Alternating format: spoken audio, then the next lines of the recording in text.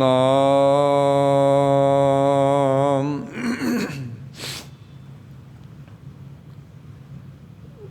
ਵਾਹਿਗੁਰੂ ਜੀ।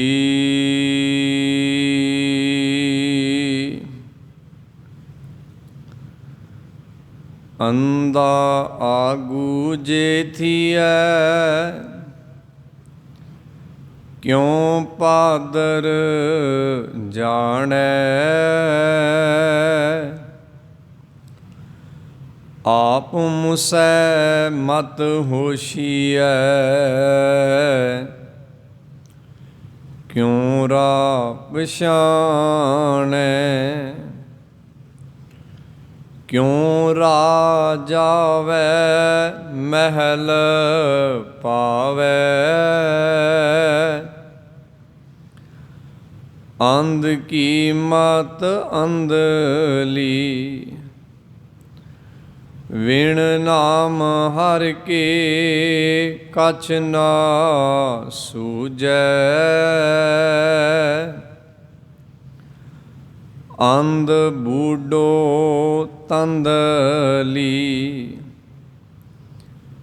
ਦਿਨ ਰਾਤ ਚਾਨਣ ਚਾਉ ਉਪਜੈ, ਸ਼ਬਦ ਗੁਰ ਕਾ ਮਨ ਵਸੈ। ਕਰ ਜੋੜ ਗੁਰ ਪੈ ਕਰ ਬੇਨੰਤੀ, ਰਾ ਪਾਦਰ ਗੁਰ ਦੱਸੈ। ਕਰ ਜੋੜ ਗੁਰ ਪੈ ਕਰ ਬੇਨੰਤੀ, ਰਾ ਪਾਦਰ ਗੁਰ ਦੱਸੈ।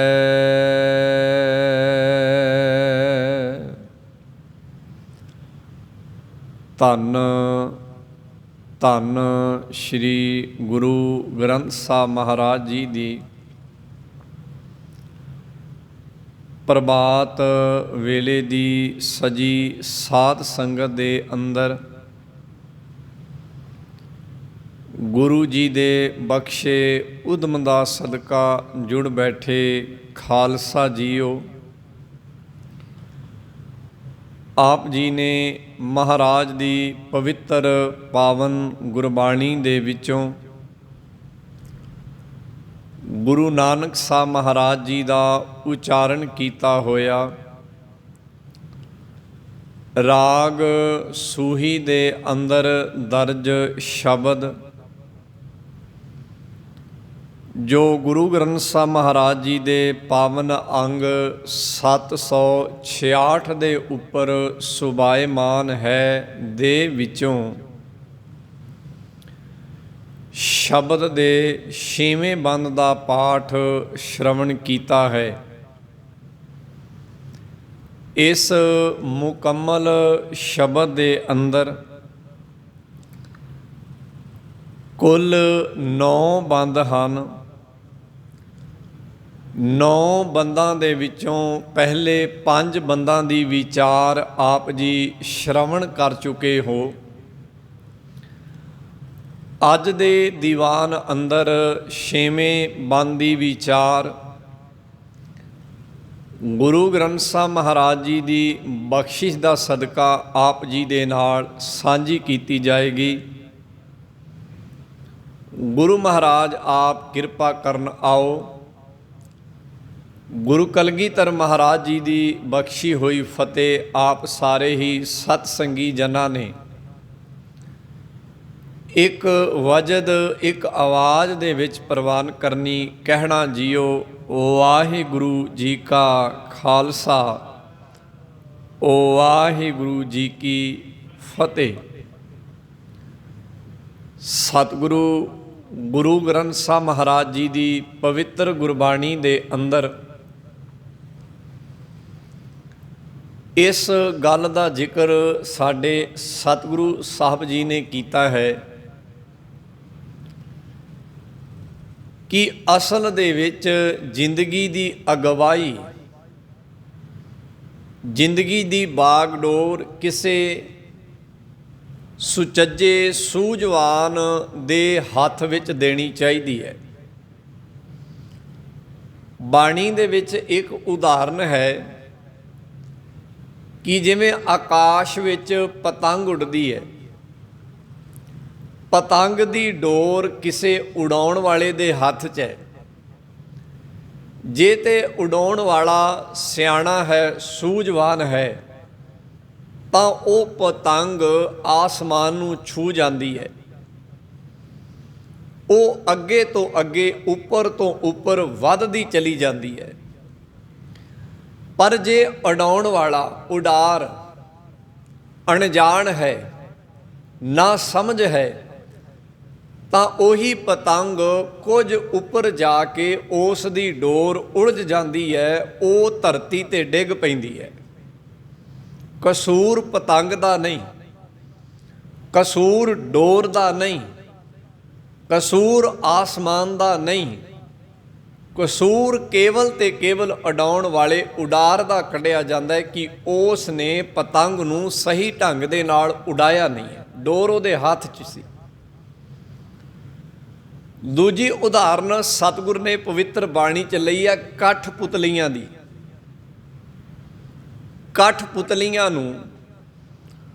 ਕਠਪੁਤਲੀਆਂ ਨਚਾਉਣ ਵਾਲਾ ਆਪਣੇ ਹੱਥ ਵਿੱਚ ਲੈਂਦਾ। ਕਠਪੁਤਲੀ ਦੇ ਹਰ ਇੱਕ ਅੰਗ ਦੇ ਨਾਲ ਉਸ ਨੇ ਬਰੀਕ ਧਾਗੇ ਬੰਨੇ ਹੁੰਦੇ ਹਨ, ਜੋ ਕਠਪੁਤਲੀਆਂ ਉਡਾਉਣ ਵਾਲੇ ਦੇ ਹੱਥ 'ਚ ਹੁੰਦੇ ਹਨ। ਜਿਸ ਵੀ ਧਾਗੇ ਨੂੰ ਉਹ ਇਸ਼ਾਰਾ ਕਰਦਾ ਹੈ, ਖਿੱਚਦਾ ਹੈ, ਕਠਪੁਤਲੀ ਦਾ ਉਹੀ ਅੰਗ ਹਰਕਤ ਦੇ ਵਿੱਚ ਆ ਜਾਂਦਾ ਹੈ। ਗੁਰਦੇਵ ਆਖਦੇ ਕਠਪੁਤਲੀ ਦਾ ਕੋਈ ਨੁਕਸ ਨਹੀਂ ਹੈ, ਨੁਕਸ ਹੈ ਕੇਵਲ ਕਠਪੁਤਲੀ ਨੂੰ ਚਲਾਉਣ ਵਾਲੇ 'ਚ, ਨਚਾਉਣ ਵਾਲੇ 'ਚ, ਖਿਡਾਉਣ ਵਾਲੇ 'ਚ। ਉਹਨੇ ਜਿਸ ਤਰ੍ਹਾਂ ਦਾ ਧਾਗਾ ਹਿਲਾਇਆ, ਜਿਸ ਤਰ੍ਹਾਂ ਦੀ ਹਰਕਤ ਕੀਤੀ ਹੈ, ਕਠਪੁਤਲੀ ਨੇ ਉਵੇਂ ਦੀ ਹਰਕਤ ਕਰਕੇ ਦਿਖਾ ਦਿੱਤੀ ਹੈ। ਸੋ ਇਹ ਦੋ ਉਦਾਹਰਨਾਂ ਬਾਣੀ ਵਿੱਚ ਬੜੀਆਂ ਬਾ ਕਮਾਲ ਨੇ। ਪਹਿਲੀ ਹੈ ਪਤੰਗ ਨੂੰ ਉਡਾਉਣ ਵਾਲੇ ਉਡਾਰ ਦੀ, ਕਿ ਜਿਵੇਂ ਦਾ ਉਡਾਰ ਹੈ ਪਤੰਗ ਉਵੇਂ ਦੀ ਉਡੇਗੀ। ਦੂਜੀ ਉਦਾਹਰਨ ਹੈ ਕਠਪੁਤਲੀ ਦੀ, ਜਿਵੇਂ ਦਾ ਕਠਪੁਤਲੀ ਨੂੰ ਚਲਾਉਣ ਵਾਲਾ, ਖਿਡਾਉਣ ਵਾਲਾ ਹੈ, ਕਠਪੁਤਲੀ ਉਵੇਂ ਦੀ ਖੇਲੇਗੀ। ਸਤਿਗੁਰੂ ਜੀ ਕਹਿੰਦੇ ਜ਼ਿੰਦਗੀ ਦੀ ਕਹਾਣੀ ਵੀ ਕੁਝ ਇਸ ਤਰ੍ਹਾਂ ਦੀ ਹੈ।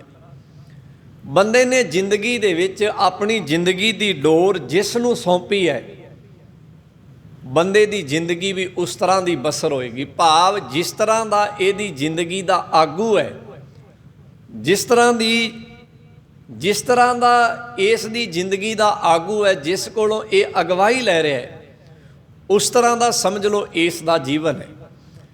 ਬੰਦੇ ਦਾ ਜੀਵਨ ਇੱਕ ਕਠਪੁਤਲੀ ਵਰਗਾ ਹੈ। ਜਿਵੇਂ ਕਠਪੁਤਲੀ ਦੀ ਹਰ ਇੱਕ ਹਰਕਤ ਕਠਪੁਤਲੀ ਨੂੰ ਚਲਾਉਣ ਵਾਲੇ, ਖਿਡਾਉਣ ਵਾਲੇ ਦੇ ਹੱਥ ਹੈ, ਗੁਰਦੇਵ ਕਹਿੰਦੇ ਜ਼ਿੰਦਗੀ ਦੀ ਸਾਰੀ ਹਰਕਤ ਇਸ ਦੇ ਆਗੂ ਦੇ ਹੱਥ ਹੈ। ਭਾਵ ਬਾਣੀ ਨੇ ਇਹ ਗੱਲ ਕਹੀ ਹੈ ਕਿ ਤੇਰੀ ਜ਼ਿੰਦਗੀ ਦਾ ਆਗੂ, ਭਾਵ ਤੇਰੀ ਜ਼ਿੰਦਗੀ ਦੀ ਅਗਵਾਈ ਕਰਨ ਵਾਲਾ ਬੜਾ ਸਿਆਣਾ ਤੇ ਸੂਝਵਾਨ ਹੋਣਾ ਚਾਹੀਦਾ ਹੈ। ਜੇ ਕਿਤੇ ਜ਼ਿੰਦਗੀ ਦਾ ਆਗੂ ਨਾ ਸਮਝ ਹੋਇਆ, ਜੇ ਕਿਤੇ ਜ਼ਿੰਦਗੀ ਦਾ ਆਗੂ ਅਣਜਾਣ ਹੋਇਆ, ਤੇ ਤੇਰੀ ਜ਼ਿੰਦਗੀ ਨੂੰ ਉਹ ਬਰਬਾਦ ਕਰ ਦੇਗਾ। ਇਹ ਉਸ ਤਰ੍ਹਾਂ ਹੀ ਹੈ ਜਿਵੇਂ ਇੱਕ ਮਲਾਹ ਇੱਕ ਬੇੜੀ ਨੂੰ ਲੈ ਕੇ ਉਸ ਦੇ ਉੱਪਰ ਕੁਝ ਸਵਾਰ ਬਿਠਾ ਨਦੀ ਦੇ ਵਿੱਚ ਬੇੜੀ ਨੂੰ ਠਿੱਲ ਦਿੰਦਾ ਹੈ ਤੇ ਆਪ ਚੱਪੂ ਲਾਉਣ ਲੱਗ ਜਾਂਦਾ ਹੈ। ਚੱਪੂ ਲਾਉਂਦਾ ਹੈ, ਧੀਰੇ ਧੀਰੇ ਬੇੜੀ ਅੱਗੇ ਵੱਧਦੀ ਜਾਂਦੀ ਹੈ। ਤੇ ਜੇ ਮਲਾਹ ਚੰਗਾ ਨਹੀਂ, ਮਲਾਹ ਸਿਆਣਾ ਨਹੀਂ, ਜਿਸ ਨੂੰ ਹਵਾ ਦੇ ਰੁੱਖ ਦਾ ਪਤਾ ਨਹੀਂ, ਜਿਸ ਨੂੰ ਪਾਣੀ ਦੀ ਰਫ਼ਤਾਰ ਦਾ ਪਤਾ ਨਹੀਂ, ਜਿਸ ਨੂੰ ਨਦੀ ਦੀ ਗਹਿਰਾਈ ਦਾ ਪਤਾ ਨਹੀਂ, ਗੁਰਦੇਵ ਕਹਿੰਦੇ ਜਿੱਥੇ ਉਹ ਮਲਾਹ ਆਪ ਡੁੱਬਦਾ ਹੈ, ਬੇੜੀ ਡੁੱਬਦੀ ਹੈ, ਉੱਥੇ ਬੇੜੀ ਦੇ ਵਿੱਚ ਬੈਠੇ ਸਵਾਰ ਵੀ ਡੁਬੋ ਦਿੰਦਾ ਹੈ।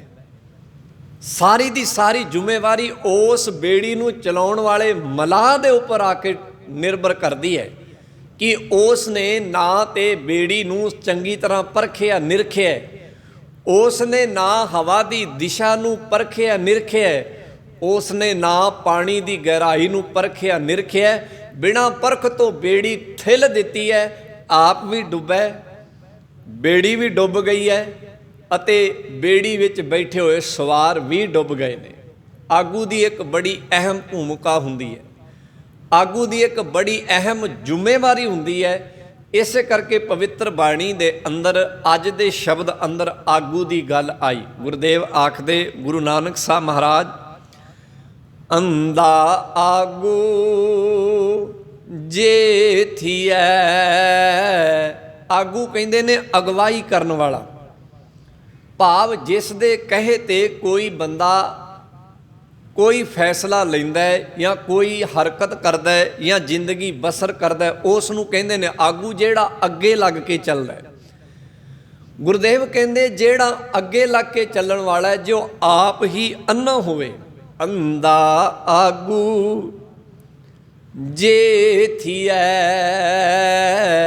ਜੇ ਅਗਵਾਈ ਕਰਨ ਵਾਲਾ ਆਪ ਹੀ ਅੰਨਾ ਹੈ, ਕਿਉਂ ਪਾਦਰ ਜਾਣੈ। ਦੱਸੋ ਫਿਰ ਉਹ ਕਿਵੇਂ ਰਸਤੇ ਨੂੰ ਜਾਣ ਲਏਗਾ, ਜਿਹੜਾ ਆਪ ਹੀ ਅੰਨਾ ਹੈ, ਅੱਖਾਂ ਤੋਂ ਦਿਖਾਈ ਨਹੀਂ ਦਿੰਦਾ। ਉਹ ਕਿਸੇ ਦੂਸਰੇ ਨੂੰ ਕਿਵੇਂ ਰਸਤਾ ਦੱਸ ਸਕਦਾ ਹੈ ਜੋ ਆਪ ਨੇਤਰਹੀਨ ਹੈ। ਮੰਨ ਲਓ ਕੋਈ ਨੇਤਰਹੀਨ ਬੰਦਾ ਕਿਸੇ ਚੁਰਾਹੇ ਦੇ ਵਿੱਚ ਖੜੋ ਕੇ ਤੇ ਇਹ ਆਖ ਰਿਹਾ ਹੋਵੇ ਕਿ ਇਹ ਰਸਤਾ ਉਧਰ ਜਾਂਦਾ ਹੈ, ਇਹ ਰਸਤਾ ਉਧਰ ਜਾਂਦਾ ਹੈ, ਤੇ ਉਸ ਦੇ ਕਹੇ ਤੇ ਉਸ ਚੁਰਾਹੇ 'ਚੋਂ ਲੰਘਣ ਵਾਲੇ ਲੋਕ ਤੁਰਦੇ ਜਾਣ, ਕਦੀ ਮੰਜ਼ਿਲ 'ਤੇ ਨਹੀਂ ਪਹੁੰਚਣਗੇ, ਕਿਉਂਕਿ ਜਿਸ ਨੂੰ ਆਪ ਦਿਖਾਈ ਨਹੀਂ ਦੇ ਰਿਹਾ ਉਹ ਕਿਸੇ ਦੂਜੇ ਨੂੰ ਕੀ ਰਸਤਾ ਦੱਸੇਗਾ। ਸੋ ਗੁਰਦੇਵ ਅੱਜ ਦੇ ਪਵਿੱਤਰ ਬਚਨ 'ਚ ਇਹ ਗੱਲ ਸਾਨੂੰ, ਇਹ ਨੁਕਤਾ ਸਾਡੀ ਝੋਲੀ 'ਚ ਪਾ ਰਹੇ ਕਿ ਭਲਿਆ ਵੇਖ, ਜਿਵੇਂ ਇੱਕ ਅੰਨਾ ਬੰਦਾ ਕਿਸੇ ਨੂੰ ਰਸਤਾ ਨਹੀਂ ਦੱਸ ਸਕਦਾ ਕਿਉਂਕਿ ਆਪ ਉਹ ਕਿਸੇ ਦਾ ਮੁਹਤਾਜ ਹੈ, ਆਪ ਉਹ ਕਿਸੇ ਦੇ ਕੋਲੋਂ ਰਸਤਾ ਪੁੱਛ ਕੇ ਚੱਲਦਾ ਹੈ ਜਾਂ ਕਿਸੇ ਸਹਾਰੇ ਦੇ ਨਾਲ ਰਸਤਾ ਟੋਹ ਕੇ ਚੱਲਦਾ ਹੈ, ਇਵੇਂ ਜ਼ਿੰਦਗੀ ਦੇ ਅੰਦਰ ਜੇ ਕਿਤੇ ਆਗੂ ਅੰਨਾ ਹੋ ਗਿਆ, ਭਾਵ ਜਿਸ ਕੋਲੋਂ ਤੂੰ ਅਗਵਾਈ ਲੈ ਰਿਹਾ, ਜਿਸ ਨੂੰ ਆਪ ਰਸਤੇ ਦਾ ਪਤਾ ਨਹੀਂ, ਜਿਸ ਨੂੰ ਆਪ ਸਮਝ ਨਹੀਂ, ਜੇ ਤੂੰ ਕਿਤੇ ਉਹਦੇ ਕੋਲੋਂ ਜ਼ਿੰਦਗੀ ਦਾ ਰਸਤਾ ਪੁੱਛੇਗਾ, ਸਮਝ ਲਿਓ ਤੈਨੂੰ ਰਸਤਾ ਦੱਸੇਗਾ ਕਿਵੇਂ, ਜਿਸ ਨੂੰ ਆਪ ਪਤਾ ਨਹੀਂ। ਬਚਨ ਹੈ, ਅੰਦਾ ਆਗੂ ਜੇ ਥੀਐ, ਜੇ ਰਸਤਾ ਦੱਸਣ ਵਾਲਾ ਆਪ ਹੀ ਅੰਨਾ ਹੈ, ਕਿਉਂ ਪਾਦਰ ਜਾਣੈ। ਦੱਸੋ ਕਿਵੇਂ ਰਸਤੇ ਨੂੰ, ਪਾਦਰ ਨੂੰ ਜਾਣੇਗਾ। ਅਜੇ ਮੰਜ਼ਿਲ ਦੀ ਤਾਂ ਗੱਲ ਹੀ ਬੜੀ ਦੂਰ ਹੈ, ਮੰਜ਼ਿਲ ਤੇ ਹੈ ਹੀ ਅਜੇ ਬੜੀ ਦੂਰ ਹੈ, ਅਜੇ ਤੇ ਰਸਤੇ ਤੇ ਪੈਰ ਧਰਨਾ ਹੈ। ਪਵਿੱਤਰ ਬਾਣੀ ਦੇ ਅੰਦਰ ਸਤਿਗੁਰ ਨੇ ਇੱਕ ਥਾਂ ਤੇ ਜ਼ਿਕਰ ਕੀਤਾ ਹੈ, ਉਹ ਬਚਨ ਮੈਂ ਤੁਹਾਡੇ ਨਾਲ ਸਾਂਝਾ ਕਰ ਰਿਹਾ ਹਾਂ। ਬਾਬਾ ਕਬੀਰ ਸਾਹਿਬ ਜੀ ਦਾ ਉਹ ਬਚਨ ਹੈ। ਬਾਬਾ ਕਬੀਰ ਸਾਹਿਬ ਜੀ ਉਸ ਬਚਨ 'ਚ ਇਹ ਗੱਲ ਕਰਦੇ ਨੇ, ਕਹਿੰਦੇ ਨੇ, ਬਚਨ ਹੈ ਬਾਬਾ ਕਬੀਰ ਸਾਹਿਬ ਜੀ ਦਾ ਬੜਾ ਪਿਆਰਾ। ਉਹਦੇ ਵਿੱਚ ਉਹ ਜ਼ਿਕਰ ਕਰਦਿਆਂ ਹੋਇਆਂ ਖਾਸ ਕਰਕੇ ਉਸ ਸਮੇਂ ਜਦੋਂ ਬਾਣੀ ਲਿਖੀ ਗਈ, ਉਸ ਸਮੇਂ ਸਮਾਜ ਨੂੰ ਅਗਵਾਈ ਦੇਣ ਵਾਲੇ ਕੁਝ ਬੰਦਿਆਂ ਦੀ ਗੱਲ ਬਾਬਾ ਕਬੀਰ ਸਾਹਿਬ ਜੀ ਉਸ ਬਚਨ ਦੇ ਵਿੱਚ ਕਰਦੇ ਹਨ ਤੇ ਨਾਲ ਦੀ ਨਾਲ ਇਸ਼ਾਰਾ ਕਰਦੇ ਹਨ। ਗੁਰਦੇਵ ਆਖਦੇ ਬਾਬਾ ਕਬੀਰ ਸਾਹਿਬ ਦੀ ਰਸਨਾ ਤੋਂ, ਬਾਮਣ ਗੁਰੂ ਹੈ ਜਗਤ ਕਾ, ਭਗਤਨ ਕਾ ਗੁਰ ਨਾਹੀ। ਇਹ ਬਚਨ ਬਾਬਾ ਕਬੀਰ ਸਾਹਿਬ ਦਾ। ਕਹਿੰਦੇ ਬ੍ਰਾਹਮਣ ਲੋਕਾਂ ਦਾ, ਆਮ ਸੰਸਾਰੀ ਬੰਦਿਆਂ ਦਾ ਗੁਰ ਤੇ ਹੋ ਸਕਦਾ, ਆਗੂ ਤੇ ਹੋ ਸਕਦਾ, ਆਮ ਬੰਦਿਆਂ ਨੂੰ ਰਸਤਾ ਦੱਸਣ ਵਾਲਾ ਤੇ ਹੋ ਸਕਦਾ, ਆਮ ਬੰਦੇ ਉਹਦੇ ਕੋਲ ਜਾ ਕੇ ਪੁੱਛਦੇ ਹਨ ਤੇ ਉਹਦੇ ਕਹੇ ਤੇ ਚੱਲਦੇ ਹਨ। ਭਗਤਨ ਕਾ ਗੁਰ ਨਾਹੀ, ਪਰ ਬ੍ਰਾਹਮਣ ਭਗਤਾਂ ਦਾ ਗੁਰੂ ਨਹੀਂ ਹੋ ਸਕਦਾ, ਭਗਤਾਂ ਦਾ ਆਗੂ ਨਹੀਂ ਹੋ ਸਕਦਾ। ਕਿਸੇ ਨੇ ਪੁੱਛਿਆ, ਕਬੀਰ ਸਾਹਿਬ ਇੰਨੀ ਦੁਨੀਆ ਬ੍ਰਾਹਮਣ ਦੇ ਆਖੇ ਤੇ ਚੱਲ ਰਹੀ ਹੈ, ਇੰਨੇ ਲੋਕ ਉਹਦੇ ਕਹੇ ਤੇ ਚੱਲ ਰਹੇ ਹਨ, ਫਿਰ ਇਹ ਭਗਤ ਲੋਕ ਬ੍ਰਾਹਮਣ ਦੇ ਕਹੇ ਤੇ ਕਿਉਂ ਨਹੀਂ ਚੱਲ ਸਕਦੇ, ਉਸ ਦੀ ਅਗਵਾਈ ਨੂੰ ਕਿਉਂ ਨਹੀਂ ਕਬੂਲ ਸਕਦੇ? ਤਾਂ ਬਾਬਾ ਕਬੀਰ ਸਾਹਿਬ ਨੇ ਇੱਕ ਜਵਾਬ ਦਿੱਤਾ ਇਸ ਦਾ। ਕਹਿਣ ਲੱਗੇ, ਸਵਾਲ ਕਰਨ ਵਾਲੇ ਜਗਿਆਸੂ, ਬੜਾ ਫਰਕ ਹੀ ਇਸ ਗੱਲ ਨੂੰ ਸਮਝ। ਭਗਤ ਕਿਉਂ ਬ੍ਰਾਹਮਣ ਦੇ ਕਹੇ ਤੇ ਨਹੀਂ ਚੱਲਦਾ ਤੇ ਸੰਸਾਰੀ ਕਿਉਂ ਬ੍ਰਾਹਮਣ ਦੇ ਕਹੇ ਤੇ ਚੱਲਦਾ, ਉਹਦੀ ਅਗਵਾਈ ਕਬੂਲਦਾ ਹੈ, ਫਰਕ ਕੀ ਹੈ? ਬਾਬਾ ਕਬੀਰ ਸਾਹਿਬ ਨੇ ਦੱਸਿਆ ਫਰਕ ਹੈ। ਬਾਬਾ ਕਬੀਰ ਸਾਹਿਬ ਜੀ ਕਹਿੰਦੇ, ਬਾਮਣ ਗੁਰੂ ਹੈ ਜਗਤ ਕਾ, ਭਗਤਨ ਕਾ ਗੁਰ ਨਾਹੀ। ਕਿਉਂ? ਅਰਜ ਉਰਜ ਕੈ ਪਚ ਮੂਆ, ਚਾਰੋਂ ਬੇਦੋਂ ਮਾਹੀ। ਗੁਰਦੇਵ ਬਾਬਾ ਕਬੀਰ ਸਾਹਿਬ ਦੀ ਰਸਨਾ ਤੋਂ ਇਸ ਸਵਾਲ ਦਾ ਜਵਾਬ ਦਿੰਦੇ ਕਿ ਆਮ ਲੋਕ ਤੇ ਬ੍ਰਾਹਮਣ ਦੀ ਅਗਵਾਈ ਕਬੂਲਦੇ ਹਨ, ਆਗੂ ਬਣਾਉਂਦੇ ਹਨ ਬ੍ਰਾਹਮਣ ਨੂੰ, ਪਰ ਭਗਤ ਬ੍ਰਾਹਮਣ ਨੂੰ ਆਪਣਾ ਆਗੂ ਕਿਉਂ ਨਹੀਂ ਮੰਨਦਾ, ਆਪਣਾ ਗੁਰ ਕਿਉਂ ਨਹੀਂ ਮੰਨਦਾ? ਕਹਿੰਦੇ ਇੱਥੇ ਸਭ ਤੋਂ ਵੱਡਾ ਕਾਰਨ ਇਹ ਹੈ ਕਿ ਜੋ ਆਪ ਚਾਰਾਂ ਵੇਦਾਂ ਦੀ ਵਿਚਾਰ ਦੇ ਵਿੱਚ ਉਲਝਿਆ ਪਿਆ ਹੈ। ਅਰਜ ਉਰਜ, ਅਰਜ ਉਲਝ ਦਾ ਮਤਲਬ ਹੈ ਉਲਝਿਆ ਹੋਇਆ। ਜਿਵੇਂ ਘਰਾਂ ਦੇ ਵਿੱਚ ਪਹਿਲਾਂ ਬੀਬੀਆਂ ਆਪਣੇ ਹੱਥਾਂ ਦੇ ਨਾਲ ਕੱਪੜੇ ਬੁਣਿਆ ਕਰਦੀਆਂ ਸਨ, ਕਈ ਵਾਰ ਕੱਪੜੇ ਦੀ ਤੰਦ ਆਪਸ ਵਿੱਚ ਉਲਝ ਜਾਣੀ ਤੇ ਉਸ ਨੂੰ ਸੁਲਝਾਉਣਾ ਬੜਾ ਔਖਾ ਹੋ ਜਾਂਦਾ ਸੀ। ਇਵੇਂ ਕਹਿੰਦੇ ਬ੍ਰਾਹਮਣ ਤੇ ਆਪ ਉਲਝਿਆ ਪਿਆ, ਉਸ ਦੀ ਤੇ ਆਪਣੀ ਤੰਦ ਉਲਝੀ ਪਈ ਹੈ, ਉਸ ਨੂੰ ਤੇ ਆਪ ਸਮਝ ਨਹੀਂ ਕਿ ਸ਼ੁਰੂਆਤ ਕਿੱਥੋਂ ਕੀਤੀ ਜਾਏ ਤੇ ਅੰਤ ਕਿੱਥੇ ਕੀਤਾ ਜਾਏ, ਸ਼ੁਰੂਆਤ ਕਿੱਥੋਂ ਕੀਤੀ ਜਾਏ ਤੇ ਸਮਾਪਤੀ ਕਿੱਥੋਂ ਕੀਤੀ ਜਾਏ, ਉਸ ਨੂੰ ਆਪ ਪਤਾ ਨਹੀਂ, ਫਿਰ ਉਹ ਲੋਕਾਂ ਨੂੰ ਕਿਵੇਂ ਦੱਸੇਗਾ?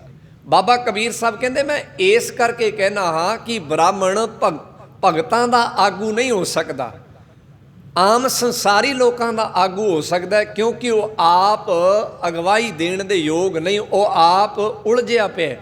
ਅਰਜ ਉਰਜ ਕੈ ਪਚ ਮੂਆ, ਚਾਰੋਂ ਬੇਦੋਂ ਮਾਹੀ। ਉਹ ਚਾਰ ਵੇਦਾਂ ਦੀ ਵਿਚਾਰਧਾਰਾ ਦੇ ਵਿੱਚ ਐਸਾ ਉਲਝਿਆ ਪਿਆ ਹੈ ਕਿ ਉਸ ਤੋਂ ਉੱਪਰ ਉਸ ਨੂੰ ਕੋਈ ਸੁੱਝਦਾ ਹੀ ਨਹੀਂ, ਉਸ ਤੋਂ ਉੱਪਰ ਉਹ ਕੁਝ ਜਾਣਦਾ ਹੀ ਨਹੀਂ ਹੈ, ਉਸ ਤੋਂ ਅੱਗੇ ਉਹ ਕੁਝ ਜਾਣਦਾ ਹੀ ਨਹੀਂ ਹੈ। ਇਸ ਕਰਕੇ ਕਹਿੰਦੇ ਇਹ ਆਗੂ ਜਿਹੜਾ ਹੈ ਆਮ ਸੰਸਾਰੀ ਲੋਕਾਂ ਦਾ ਤੇ ਹੋ ਸਕਦਾ ਹੈ, ਪਰ ਭਗਤਾਂ ਦਾ ਨਹੀਂ। ਦੂਜਾ ਬਚਨ ਮੈਂ ਸਤਿਗੁਰੂ ਗੁਰੂ ਨਾਨਕ ਸਾਹਿਬ ਮਹਾਰਾਜ ਦੀ ਬਾਣੀ ਵਿੱਚੋਂ ਤੁਹਾਡੇ ਨਾਲ ਸਾਂਝਾ ਕਰਾਂਗਾ। ਜਦੋਂ ਬਾਣੀ ਲਿਖੀ ਗਈ ਤਾਂ ਉਸ ਵਕਤ ਸਮਾਜ ਨੂੰ ਅਗਵਾਈ ਦੇਣ ਵਾਲੇ 3 ਆਗੂ ਮੰਨੇ ਗਏ ਸਨ, ਇੱਕ ਬ੍ਰਾਹਮਣ, ਇੱਕ ਜੋਗੀ ਤੇ ਇੱਕ ਕਾਜੀ। ਇਹਨਾਂ 3 ਬੰਦਿਆਂ ਦੇ ਆਖੇ ਲੱਗ ਕੇ ਲੋਕ ਜੀਵਨ ਬਸਰ ਕਰਦੇ ਸਨ। ਕੁਝ ਲੋਕ ਬ੍ਰਾਹਮਣ ਨਾਲ ਜੁੜੇ ਹੋਏ ਸਨ, ਕੁਝ ਲੋਕ ਜੋਗੀਆਂ ਨਾਲ ਜੁੜੇ ਹੋਏ ਸਨ ਤੇ ਕੁਝ ਲੋਕ ਕਾਜ਼ੀਆਂ ਨਾਲ ਜੁੜੇ ਹੋਏ ਸਨ। ਭਾਵ ਕਿਸੇ ਨੇ ਆਪਣਾ ਆਗੂ ਕਾਜੀ ਨੂੰ ਬਣਾ ਲਿਆ, ਕਿਸੇ ਨੇ ਆਪਣਾ ਆਗੂ ਜੋਗੀਆਂ ਨੂੰ ਬਣਾ ਲਿਆ ਤੇ ਕਿਸੇ ਨੇ ਆਪਣਾ ਆਗੂ ਬ੍ਰਾਹਮਣ ਨੂੰ ਬਣਾ ਲਿਆ। ਇਹਨਾਂ ਤਿੰਨਾਂ ਦਾ ਜ਼ਿਕਰ ਸਤਿਗੁਰੂ ਗੁਰੂ ਨਾਨਕ ਸਾਹਿਬ ਨੇ ਆਪਣੀ ਪਵਿੱਤਰ ਬਾਣੀ ਦੇ ਵਿੱਚ ਕੀਤਾ। ਗੁਰੂ ਨਾਨਕ ਸਾਹਿਬ ਮਹਾਰਾਜ ਕਹਿੰਦੇ, ਕਾਦੀ ਕੂੜ ਬੋਲ ਮਲ ਖਾਏ। ਕਾਦੀ ਦਾ ਭਾਵ ਹੈ ਕਾਜ਼ੀ। ਕਹਿੰਦੇ ਕਾਜੀ ਜੋ ਲੋਕਾਂ ਦਾ ਆਗੂ ਬਣਿਆ ਬੈਠਾ ਹੈ, ਆਪ ਝੂਠ ਬੋਲਦਾ ਹੈ। ਕਾਦੀ ਕੂੜ ਬੋਲ, ਕੂੜ ਦਾ ਭਾਵ ਹੈ ਝੂਠ, ਝੂਠ ਬੋਲਦਾ ਹੈ। ਮਲ ਖਾਏ, ਮੈਲ ਖਾਂਦਾ ਹੈ। ਮੈਲ ਖਾਣ ਦਾ ਭਾਵ ਕੀ ਹੈ? ਮੈਲ ਖਾਣ ਦਾ ਭਾਵ ਹੈ ਕਿਸੇ ਦਾ ਹੱਕ ਮਾਰਦਾ ਹੈ, ਕਿਸੇ ਦੇ ਨਾਲ ਅਨਿਆਂ ਕਰਦਾ ਹੈ, ਕਿਸੇ ਨੂੰ ਨਿਆਂ ਦਿੰਦਾ ਨਹੀਂ।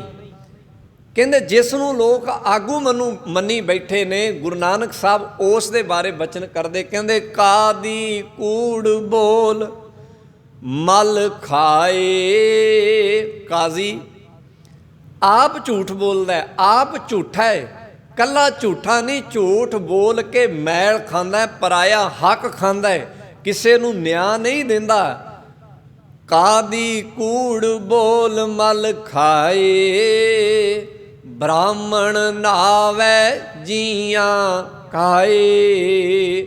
ਬ੍ਰਾਹਮਣ ਨਹਾਉਂਦਾ ਹੈ, ਇਸ਼ਨਾਨ ਕਰਦਾ ਹੈ, ਭਾਵ ਬਾਹਰੋਂ ਬੜੀ ਸੁਚਮਤਾ ਰੱਖਦਾ ਹੈ, ਬਾਹਰੋਂ ਬੜੀ ਪਵਿੱਤਰਤਾ ਰੱਖਦਾ ਹੈ, ਬਾਹਰੋਂ ਬੜੀ ਸਾਫ ਸਫਾਈ ਰੱਖਦਾ ਹੈ, ਪਰ ਗੁਰਦੇਵ ਕਹਿੰਦੇ ਅੰਦਰ ਕੀ ਹੈ?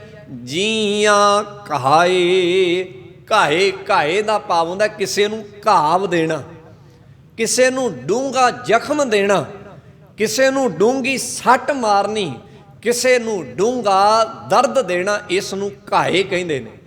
ਕਹਿੰਦੇ ਬਾਹਰੋਂ ਵੇਖਣ ਨੂੰ ਜਿਸ ਨੂੰ ਲੋਕ ਆਪਣਾ ਆਗੂ ਮੰਨਦੇ ਨੇ ਬ੍ਰਾਹਮਣ ਕਹਿੰਦੇ ਹਨ, ਗੁਰਦੇਵ ਕਹਿੰਦੇ ਬਾਹਰੋਂ ਵੇਖਣ ਨੂੰ ਤੇ ਬੜਾ ਪਵਿੱਤਰ ਹੈ, ਬੜੀ ਸੋਹਣੀ ਉਸ ਦੀ ਬਾਹਰੋਂ ਦਿੱਖ ਹੈ, ਪਰ ਜਦੋਂ ਅੰਦਰ ਫਰੋਲ ਕੇ ਵੇਖਿਆ ਜਾਂਦਾ ਹੈ ਤੇ ਲੋਕਾਂ ਨੂੰ ਬੜੇ ਗਹਿਰੇ ਜ਼ਖਮ ਦਿੰਦਾ ਹੈ, ਲੋਕਾਂ ਨੂੰ ਬੜੇ ਗਹਿਰੇ ਘਾਵ ਦਿੰਦਾ ਹੈ, ਲੋਕਾਂ ਨੂੰ ਬੜੀ ਗਹਿਰੀ ਸੱਟ ਮਾਰਦਾ ਹੈ। ਇਹ ਬ੍ਰਾਹਮਣ ਹੀ ਸੀ ਨਾ ਜਿਸ ਨੇ ਕੁਝ ਬੰਦਿਆਂ ਨੂੰ ਤੇ ਉੱਚੇ ਬਣਾ ਦਿੱਤਾ ਤੇ ਕੁਝ ਬੰਦਿਆਂ ਨੂੰ ਨੀਵੇਂ ਬਣਾ ਦਿੱਤਾ। ਜਿਨ੍ਹਾਂ ਨੂੰ ਨੀਵੇਂ ਬਣਾਇਆ ਉਹਨਾਂ ਨੂੰ ਕਿੱਡੇ ਵੱਡੇ ਘਾਵ ਇਸ ਨੇ ਦਿੱਤੇ। ਕਦੀ ਬਾਣੀ ਵਿੱਚੋਂ ਪੜ੍ਹ ਕੇ ਵੇਖੋ, ਬਾਬਾ ਨਾਮਦੇਵ ਜੀ ਦੇ ਬਚਨ, ਉਹ ਆਪਣੇ ਅੰਦਰ ਦੀ ਪੀੜ ਬਿਆਨ ਕਰਦੇ ਨੇ। ਕਹਿੰਦੇ ਹੇ ਰੱਬ ਜੀ, ਇਹ ਉੱਚ ਜਾਤੀਏ ਬ੍ਰਾਹਮਣਾਂ ਨੇ ਸਾਨੂੰ ਐਸੇ ਦਰਦ ਦਿੱਤੇ ਨੇ, ਐਸੀ ਪੀੜ ਦਿੱਤੀ ਹੈ, ਅਸੀਂ ਉਸ ਪੀੜ ਨੂੰ ਤੇਰੇ ਸਾਹਮਣੇ ਬਿਆਨ ਕਰਦੇ ਹਾਂ। ਬਾਬਾ ਨਾਮਦੇਵ ਜੀ ਬਚਨ ਕਰਦੇ ਨੇ, ਕਹਿੰਦੇ ਨੇ ਇਹ ਪੰਡਿਆ ਮੋਕੋ ਢੇਡ ਕਹਿਤ ਹੈ। ਇਹ ਬ੍ਰਾਹਮਣ ਮੈਨੂੰ ਢੇਡ ਕਹਿੰਦਾ ਹੈ। ਢੇਡ ਦਾ ਭਾਵ ਹੁੰਦਾ ਹੈ, ਢੇਡ ਸ਼ਬਦ ਉਸ ਵਾਸਤੇ ਵਰਤਿਆ ਜਾਂਦਾ ਹੈ ਜੋ ਇੱਕ ਬਾਪ ਦੀ ਸੰਤਾਨ ਨਾ ਹੋਵੇ, ਉਸ ਨੂੰ ਢੇਡ ਕਿਹਾ ਜਾਂਦਾ ਹੈ। ਬਾਬਾ ਨਾਮਦੇਵ ਜੀ ਕਹਿੰਦੇ ਇਹ ਬ੍ਰਾਹਮਣ ਸਾਨੂੰ ਆਖਦਾ ਕਿ ਤੁਸੀਂ ਇੱਕ ਬਾਪ ਦੀ ਸੰਤਾਨ ਨਹੀਂ ਹੋ, ਤੁਸੀਂ ਇੱਕ ਸਕੇ ਬਾਪ ਦੀ ਔਲਾਦ ਨਹੀਂ ਹੋ। ਭਾਵ ਇੱਕ ਸਾਨੂੰ ਨੀਚ ਕਹਿੰਦਾ ਹੈ, ਨੀਵੀਂ ਜਾਤੀ ਦੇ ਕਹਿੰਦਾ ਹੈ, ਤੇ ਦੂਜਾ ਨਾਲ ਸਾਡੇ ਦਿਲ ਤੇ ਏਡੀ ਗਹਿਰੀ ਸੱਟ ਮਾਰਦਾ ਹੈ ਕਿ ਸਾਡੀ ਮਾਂ ਬਾਰੇ ਤੇ ਸਾਡੇ ਬਾਪ ਬਾਰੇ ਵੀ ਇਹ ਗਲਤ ਬੋਲਦਾ। ਤੁਸੀਂ ਅੰਦਾਜ਼ਾ ਲਾਓ ਕਿੰਨੀ ਗਹਿਰੀ ਸੱਟ ਦਿੰਦਾ ਹੋਏਗਾ ਜਦੋਂ ਕਿਸੇ ਇੱਕ ਇਨਸਾਨ ਨੂੰ ਇਹ ਕਹਿ ਦੇਣਾ ਕਿ ਤੁਸੀਂ ਇੱਕ ਬਾਪ ਦੀ ਸੰਤਾਨ ਨਹੀਂ ਹੋ, ਤੁਹਾਡੇ ਬਾਪ ਦਾ ਪਤਾ ਨਹੀਂ ਤੁਸੀਂ ਕਿਸ ਬਾਪ ਦੀ ਔਲਾਦ ਹੋ। ਸਮਝ ਲਓ ਉਸ ਦੀ ਮਾਂ ਤੇ ਵੀ ਲਾਛਨ ਲਾ ਦੇਣਾ ਹੈ ਤੇ ਉਸ ਦੇ ਬਾਪ ਤੇ ਵੀ ਲਾਛਨ ਲਾ ਦੇਣਾ ਹੈ ਤੇ ਉਸ ਔਲਾਦ ਤੇ ਵੀ ਲਾਛਨ ਲਾ ਦੇਣਾ ਹੈ। ਸੋ ਗੁਰੂ ਨਾਨਕ ਸਾਹਿਬ ਇਸੇ ਕਰਕੇ ਕਹਿੰਦੇ ਦੂਜਾ ਆਗੂ ਸੀ ਬ੍ਰਾਹਮਣ, ਬਾਹਰੋਂ ਵੇਖਣ ਨੂੰ ਬੜਾ ਨਹਾਤਾ ਧੋਤਾ ਸਾਫ ਸੁਥਰਾ ਪਵਿੱਤਰ ਨਜ਼ਰ ਆਉਂਦਾ ਹੈ, ਪਰ ਜਦੋਂ ਇਹਦੀਆਂ ਹਰਕਤਾਂ ਵੇਖੀਦੀਆਂ ਨੇ ਤੇ ਐਸੀਆਂ ਨੇ ਕਿ ਲੋਕਾਂ ਦੇ ਦਿਲ ਸਾੜ ਦਿੰਦਾ ਆਪਣੀਆਂ ਹਰਕਤਾਂ ਨਾਲ। ਲੋਕਾਂ ਦੇ ਦਿਲਾਂ ਦੇ ਅੰਦਰ ਇਹ ਐਸਾ ਦਰਦ ਪੈਦਾ ਕਰਦਾ ਹੈ, ਜਿਸ ਦਰਦ ਦਾ ਜ਼ਿਕਰ ਮੈਂ ਬਾਬਾ ਨਾਮਦੇਵ ਜੀ ਦੀ ਬਾਣੀ ਵਿੱਚੋਂ ਤੁਹਾਡੇ ਸਾਹਮਣੇ ਕੀਤਾ ਹੈ। ਬਾਬਾ ਨਾਮਦੇਵ ਜੀ ਕਹਿੰਦੇ ਪੰਡਿਆ ਸਾਨੂੰ ਆਖਦਾ ਹੈ, ਕੀ ਆਖਦਾ ਹੈ? ਇਹ ਪੰਡਿਆ ਮੋਕੋ ਢੇਡ ਕਹਿਤ ਹੈ। ਇਹ ਪੰਡਿਆ ਸਾਨੂੰ ਢੇਡ ਆਖਦਾ ਹੈ, ਆਖਦਾ ਤੁਸੀਂ ਇੱਕ ਬਾਪ ਦੀ ਔਲਾਦ ਨਹੀਂ। ਯਾਦ ਰੱਖੋ ਕਿੰਨਾ ਦਰਦ ਅੰਦਰ ਬੈਠਾ ਹੋਏਗਾ ਬਾਬਾ ਨਾਮਦੇਵ ਸਾਹਿਬ ਜੀ ਦੇ ਕਿ ਉਹਨਾਂ ਨੇ ਇਹ ਬਚਨ ਬਾਣੀ 'ਚ ਕਿਹਾ। ਇਹੀ ਦਰਦ ਨੂੰ ਬਾਬਾ ਕਬੀਰ ਸਾਹਿਬ ਆਪਣੀ ਬਾਣੀ ਅੰਦਰ ਲਿਖਦੇ ਨੇ, ਕਹਿੰਦੇ ਨੇ ਲੋਕ ਮੈਨੂੰ ਜੁਲਹਾ ਜੁਲਹਾ ਆਖਦੇ ਨੇ, ਜੁਲਾਹਾ ਜੁਲਾਹਾ ਆ ਕਹਿ ਕੇ ਮੈਨੂੰ ਮਾੜਾ ਕਹਿੰਦੇ ਨੇ। ਉਹ ਲੋਕ ਕੌਣ ਸਨ? ਉਹ ਲੋਕ ਇਹੀ ਬ੍ਰਾਹਮਣ ਸਨ ਜਿਨ੍ਹਾਂ ਨੇ ਬਾਬਾ ਕਬੀਰ ਸਾਹਿਬ ਨੂੰ ਜੁਲਹਾ ਜੁਲਹਾ ਕਹਿ ਕੇ ਅੰਦਰ ਸੱਟ ਮਾਰੀ, ਚੋਟ ਦਿੱਤੀ, ਦਰਦ ਦਿੱਤਾ। ਪਰ ਬਾਬਾ ਕਬੀਰ ਸਾਹਿਬ ਨੇ ਅੱਗਿਓਂ ਇਸ ਦਰਦ ਨੂੰ ਦਵਾ ਬਣਾ ਕੇ ਇਹ ਗੱਲ ਕਹੀ, ਕਹਿਣ ਲੱਗੇ ਕਬੀਰ ਮੇਰੀ ਜਾਤ ਕੋ ਸਭ ਕੋ ਹਸਨੈ ਹਾਰ। ਹਸਨੈ ਹਾਰ ਦਾ ਮਤਲਬ ਹੁੰਦਾ ਕਿਸੇ ਦਾ ਮਜ਼ਾਕ ਉਡਾਉਣਾ, ਕਿਸੇ ਦਾ ਮੌਜੂ ਬਣਾਉਣਾ, ਕਿਸੇ ਦਾ ਤਮਾਸ਼ਾ ਬਣਾ ਦੇਣਾ ਕਿਸੇ ਗੱਲ ਤੋਂ, ਤੇ ਸੰਸਾਰ ਵਿੱਚ ਉਸ ਬੰਦੇ ਨੂੰ ਸ਼ਰਮਿੰਦਾ ਕਰ ਦੇਣਾ। ਕਹਿੰਦੇ ਇਹਨਾਂ ਬ੍ਰਾਹਮਣਾਂ ਨੇ ਸਾਡੇ ਤੇ ਮੌਜੂ ਬਣਾ ਦਿੱਤਾ, ਮਜ਼ਾਕ ਬਣਾ ਦਿੱਤਾ, ਲੋਕ ਸਾਨੂੰ ਨੀਵਾਂ ਨੀਵਾਂ ਕਹਿਣ ਲੱਗੇ। ਪਰ ਬਾਬਾ ਕਬੀਰ ਸਾਹਿਬ ਨੇ ਅੱਗਿਓਂ ਲਲਕਾਰ ਕੇ ਗੱਲ ਕਹੀ, ਕਹਿਣ ਲੱਗੇ ਬਲਿਹਾਰੀਏ ਜਾਤ ਕੋ ਜਿਹ ਜਪਿਓ ਸਿਰਜਨਹਾਰ। ਪਰ ਮੈਂ ਬਲਿਹਾਰ ਜਾਨਾ ਇਸ ਜਾਤ ਤੋਂ ਜਿਸ ਵਿੱਚ ਪੈਦਾ ਹੋ ਕੇ ਮੈਂ ਰੱਬ ਦੀ ਬੰਦਗੀ ਉਸ ਦੀ ਸਿਫਤ ਸਲਾਹ ਦੇ ਨਾਲ ਜੁੜਿਆ ਹਾਂ। ਸੋ ਮੈਂ ਬੇਨਤੀ ਕਰ ਰਿਹਾ ਸਾਂ, ਸਤਿਗੁਰੂ ਗੁਰੂ ਨਾਨਕ ਸਾਹਿਬ ਨੇ ਅੱਜ ਦੇ ਸ਼ਬਦ ਵਿੱਚ ਆਗੂ ਦੀ ਗੱਲ ਕੀਤੀ ਹੈ। ਜਦੋਂ ਬਾਣੀ ਲਿਖੀ ਗਈ ਉਦੋਂ 3 ਆਗੂ ਸਨ। ਇੱਕ ਸੀਗਾ ਕਾਦੀ ਜੋ ਲੋਕਾਂ ਦੀ ਅਗਵਾਈ ਕਰ ਰਿਹਾ ਸੀ, ਦੂਜਾ ਆਗੂ ਸੀ ਬ੍ਰਾਹਮਣ ਜੋ ਲੋਕਾਂ ਦੀ ਅਗਵਾਈ ਕਰ ਰਿਹਾ ਸੀ, ਤੀਜਾ ਆਗੂ ਸੀ ਜੋਗੀ। ਕਾਦੀ ਕੂੜ ਬੋਲ ਕੇ ਤੇ ਲੋਕਾਂ ਦੇ ਨਾਲ ਅਨਿਆਂ ਕਰਦਾ ਸੀ। ਕਾਦੀ ਕੂੜ ਬੋਲ ਮਲ ਖਾਏ। ਮਲ ਖਾਏ ਦਾ ਭਾਵ ਹੁੰਦਾ ਹੈ ਕਿਸੇ ਦਾ ਹੱਕ ਖਾਣਾ, ਕਿਸੇ ਦੇ ਨਾਲ ਅਨਿਆਂ ਕਰਨਾ। ਦੂਜਾ ਸੀ ਬ੍ਰਾਹਮਣ, ਉਹਦੇ ਬਾਰੇ ਸਤਿਗੁਰੂ ਗੁਰੂ ਨਾਨਕ ਸਾਹਿਬ ਨੇ ਆਖਿਆ ਇਹ ਕਿਸ ਤਰ੍ਹਾਂ ਦਾ ਆਗੂ ਹੈ। ਬ੍ਰਾਹਮਣ ਨਹਾਵੇ, ਬਾਹਰੋਂ ਤੇ ਬਹੁਤ ਨਹਾਉਂਦਾ ਧੋਂਦਾ ਹੈ, ਸੁਚਮਤਾ ਬਾਹਰੋਂ ਤੇ ਬੜੀ ਰੱਖਦਾ ਹੈ, ਜੀਆਂ ਖਾਏ, ਪਰ ਅੰਦਰ ਲੋਕਾਂ ਦੇ ਦਿਲਾਂ ਦੇ ਐਸੀ ਸੱਟ ਮਾਰਦਾ ਹੈ। ਕਿਸੇ ਨੂੰ ਕਹਿੰਦਾ ਤੂੰ ਨੀਵੀਂ ਜਾਤ ਹੈ, ਕਿਸੇ ਨੂੰ ਕਹਿੰਦਾ ਤੂੰ ਅਪਵਿੱਤਰ ਹੈ, ਕਿਸੇ ਨੂੰ ਕੁਝ ਕਹਿ ਕੇ, ਕਿਸੇ ਨੂੰ ਕੁਝ ਕਹਿ ਕੇ ਲੋਕਾਂ ਦੇ ਦਿਲ ਦਿਖਾਉਂਦਾ ਇਹ ਕਿਸ ਤਰ੍ਹਾਂ ਦਾ ਆਗੂ ਹੈ, ਇਹ ਕਿਸ ਤਰ੍ਹਾਂ ਦਾ ਅਗਵਾਈ ਦੇਣ ਵਾਲਾ ਹੈ। ਬਾਹਮਣ ਨਹਾਵੇ ਜੀਆਂ ਖਾਏ। ਤੀਜਾ ਆਗੂ ਜੋਗੀ। ਜੋਗੀ ਜੁਗਤ ਨਾ ਜਾਣੈ ਅੰਧ।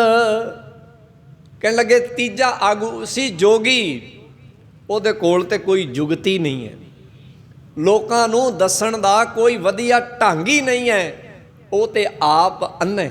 ਜੋਗੀ ਜੁਗਤ ਨਾ ਜਾਣੈ ਅੰਧ। ਜੋਗੀ ਨੂੰ ਤੇ ਆਪ ਜ਼ਿੰਦਗੀ ਦੀ ਜੁਗਤੀ ਦਾ ਪਤਾ ਹੀ ਨਹੀਂ ਹੈ, ਉਹ ਤੇ ਆਪ ਅੰਨ੍ਹੇ। ਤੇ ਜਿਹੜਾ ਆਪ ਅੰਨ੍ਹੇ ਉਹ ਕਿਸੇ ਨੂੰ ਕੀ ਦੱਸੇਗਾ, ਕਿਸੇ ਨੂੰ ਕੀ ਰਾਹ ਪਾਏਗਾ। ਇਸੇ ਕਰਕੇ ਸਤਿਗੁਰੂ ਗੁਰੂ ਨਾਨਕ ਸਾਹਿਬ ਤਿੰਨਾਂ ਬਾਰੇ ਬਚਨ ਕਰਦੇ, ਧਿਆਨ ਨਾਲ ਸੁਣਨਾ। ਗੁਰਦੇਵ ਕਹਿੰਦੇ ਤੀਨੇ ਉਜਾੜੇ ਕਾ ਬੰਦ। ਇਹ ਤਿੰਨੇ ਦੇ ਤਿੰਨੇ ਉਜਾੜੇ ਦੇ ਬੰਨ ਹਨ। ਬੰਨ ਦਾ ਭਾਵ ਹੁੰਦਾ ਹੈ ਪਹਿਲਾਂ ਜਦੋਂ ਸਾਡੇ ਕਿਸਾਨ ਭਰਾ ਖੇਤੀ ਕਰਿਆ ਕਰਦੇ ਸਨ, ਤੇ ਅੱਜ ਵੀ ਬਹੁਤ ਥਾਵਾਂ ਤੇ ਅੱਜ ਪਰ ਜੰਗਲੀ ਜੀਵ ਬੜੇ ਘਟ ਗਏ ਨੇ, ਪਰ ਪਹਿਲਾਂ ਜੰਗਲੀ ਜੀਵ ਬਹੁਤ ਹੋਇਆ ਕਰਦੇ ਸਨ, ਅਵਾਰਾ ਪਸ਼ੂ ਬਹੁਤ ਹੋਇਆ ਕਰਦੇ ਸਨ। ਇਸ ਕਰਕੇ ਫਸਲ ਨੂੰ ਬਚਾਉਣ ਦੇ ਲਈ ਫਸਲ ਦੇ ਆਲੇ ਦੁਆਲੇ ਵਾੜ ਕੀਤੀ ਜਾਂਦੀ ਸੀ। ਉਹਨੂੰ ਵਾੜ ਵੀ ਕਹਿੰਦੇ ਸਨ ਤੇ ਉਸ ਨੂੰ ਬੰਨ ਵੀ ਕਹਿੰਦੇ ਸਨ, ਤਾਂ ਕਿ ਕੋਈ ਜੰਗਲੀ ਜਾਨਵਰ, ਅਵਾਰਾ ਪਸ਼ੂ ਅੰਦਰ ਵੜ ਕੇ ਕਿਸਾਨ ਦੀ ਬੀਜੀ ਹੋਈ ਫਸਲ ਨੂੰ ਬਰਬਾਦ ਨਾ ਕਰ ਦੇ, ਬੂਟੇ ਖਾ ਨਾ ਜਾਏ, ਜਾਂ ਫਸਲ ਵਿੱਚ ਲੇਟ ਕੇ ਫਸਲ ਦਾ ਨੁਕਸਾਨ ਨਾ ਕਰ ਦੇ। ਉਹਨੂੰ ਬੰਦ ਕਹਿੰਦੇ ਸਨ। ਭਾਵ ਫਸਲ ਦੇ ਬਚਾਅ ਕਰਨ ਵਾਸਤੇ ਲਾਈ ਗਈ ਵਾੜ ਜੋ ਫਸਲ ਦਾ ਨੁਕਸਾਨ ਕਰਦੀ ਹੈ, ਨੁਕਸਾਨ ਕਰਨ ਤੋਂ ਬਚਾਉਂਦੀ ਹੈ। ਸਤਿਗੁਰੂ ਗੁਰੂ ਨਾਨਕ ਸਾਹਿਬ ਕਹਿਣ ਲੱਗੇ ਇਹ ਤਿੰਨੇ ਜਾਣੇ ਆਗੂ ਤੇ ਇਹ ਕਹਿ ਕੇ ਬਣੇ ਸਨ ਕਿ ਅਸੀਂ ਲੋਕਾਂ ਦਾ ਭਲਾ ਕਰਾਂਗੇ। ਕਾਜੀ ਇਸ ਕਰਕੇ ਇਹ ਕਹਿ ਕੇ ਆਗੂ ਬਣਿਆ ਸੀ, ਲੋਕੋ ਮੈਂ ਤੁਹਾਨੂੰ ਐਸਾ ਰਾਹ ਦੱਸਾਂਗਾ ਕਿ ਤੁਹਾਡੇ ਦੁੱਖ ਕੱਟ ਦੇਵਾਂਗਾ। ਬ੍ਰਾਹਮਣ ਇਹ ਕਹਿ ਕੇ ਆਗੂ ਬਣਿਆ ਸੀ ਕਿ ਮੈਂ ਤੁਹਾਨੂੰ ਇਸ ਤਰ੍ਹਾਂ ਦਾ ਰਾਹ ਦੱਸਾਂਗਾ ਕਿ ਤੁਹਾਡੀ ਜ਼ਿੰਦਗੀ ਦੇ ਦੁੱਖ ਕੱਟ ਦੇਵਾਂਗਾ। ਜੋਗੀ ਇਹ ਕਹਿ ਕੇ ਆਗੂ ਬਣਿਆ ਸੀ ਕਿ ਮੈਂ ਤੁਹਾਡੀ ਜ਼ਿੰਦਗੀ ਦੇ ਦਰਦ ਦੁੱਖ ਦੂਰ ਕਰ ਦੇਵਾਂਗਾ। ਪਰ ਸਤਿਗੁਰੂ ਗੁਰੂ ਨਾਨਕ ਸਾਹਿਬ ਸੱਚੇ ਪਾਤਸ਼ਾਹ ਕਹਿਣ ਲੱਗੇ ਮੈਂ ਵੇਖਿਆ, ਮੈਂ ਤੱਕਿਆ, ਇਹਨਾਂ ਤਿੰਨਾਂ ਜਣਿਆਂ ਦਾ ਹਾਲ ਉਹ ਹੋ ਗਿਆ ਜਿਹੜਾ ਹਾਲ ਵਾੜ ਦਾ। ਜਿਹੜੀ ਵਾੜ ਫਸਲ ਨੂੰ ਬਚਾਉਣ ਵਾਸਤੇ ਲਾਈ ਸੀ, ਅੱਜ ਉਹੀ ਵਾੜ ਫਸਲ ਨੂੰ ਕੀ ਕਰ ਰਹੀ ਹੈ, ਖਾ ਗਈ ਹੈ। ਜਿਹੜੀ ਵਾੜ ਫਸਲ ਦੀ ਰੱਖਿਆ ਵਾਸਤੇ ਲਾਈ ਸੀ, ਅੱਜ ਉਸੇ ਹੀ ਵਾੜ ਨੇ ਫਸਲ ਬਰਬਾਦ ਕਰ ਦਿੱਤੀ ਹੈ। ਗੁਰਦੇਵ ਕਹਿੰਦੇ ਫਿਰ ਕਹਿਆ ਕਿਹਨੂੰ ਜਾਏ। ਇਹ ਤੇ ਉਸ ਤਰ੍ਹਾਂ ਹੋ ਗਿਆ ਨਾ, ਜਿਸ ਮਲਾਹ ਦੇ ਸਹਾਰੇ ਅਸੀਂ ਕਿਸੇ ਨੌਕਾ ਦੇ ਵਿੱਚ ਚੜ੍ਹ ਕੇ ਦਰਿਆ ਵਿੱਚ ਠਿੱਲੇ ਸਾਂ, ਜੇ ਉਹੀ ਮਲਾਹ ਨੌਕਾ ਨੂੰ, ਕਿਸ਼ਤੀ ਨੂੰ ਡੁਬਾ ਦੇ ਤੇ ਬਚਾਏਗਾ ਕੌਣ। ਜਿਸ ਕਿਲੇ ਦੇ ਵਿੱਚ ਅਸੀਂ ਗਏ ਸਾਂ ਕਿ ਕਿਲੇ ਦਾ ਮਾਲਕ ਸਾਡੀ ਰੱਖਿਆ ਕਰੇਗਾ, ਪਰ ਜੇ ਕਿਲੇ ਦਾ ਮਾਲਕ ਹੀ ਮਾਰ ਦੇ ਤੇ ਬਚਾਏਗਾ ਕੌਣ। ਇੱਕ ਉਦਾਹਰਨ ਭਾਈ ਗੁਰਦਾਸ ਜੀ ਨੇ ਹੋਰ ਵਰਤੀ ਹੈ। ਕਹਿੰਦੇ ਮਾਂ ਬੱਚੇ ਨੂੰ ਬਚਾਉਂਦੀ ਹੈ, ਹਰ ਪੱਖ ਤੋਂ ਬੱਚੇ ਦੀ ਰੱਖਿਆ ਕਰਦੀ ਹੈ, ਪਰ ਜੇ ਕਿਤੇ ਮਾਂ ਹੀ ਬੱਚੇ ਨੂੰ ਜ਼ਹਿਰ ਦੇ ਦੇ ਤੇ ਬਚਾਏਗਾ ਕੌਣ। ਭਾਵ ਜੋ ਬਚਾਵ ਕਰਤਾ ਹੈ, ਜਿਸ ਨੇ ਰੱਖਿਆ ਕਰਨੀ ਹੈ, ਜਿਸ ਨੇ ਸਾਡੀ ਸੁਰੱਖਿਆ ਕਰਨੀ ਹੈ, ਜੇ ਉਹੀ ਸਾਡਾ ਨੁਕਸਾਨ ਕਰਨ ਲੱਗ ਜਾਏ ਤੇ ਗੁਰੂ ਨਾਨਕ ਸਾਹਿਬ ਕਹਿਣ ਲੱਗੇ ਬਚਾਊਗਾ ਕੌਣ। ਸੋ ਇਹ ਤਿੰਨ ਬੰਦੇ ਆਗੂ ਬਣੇ, ਇਹ ਕਹਿ ਕੇ ਬਣੇ, ਇਹ ਲਲਕਾਰ ਦੇ ਕੇ ਬਣੇ ਕਿ ਅਸੀਂ ਤੁਹਾਡੀ ਰੱਖਿਆ ਕਰਾਂਗੇ। ਕੌਣ? ਦੁਬਾਰਾ ਫਿਰ ਗਿਣ ਲੈਣਾ।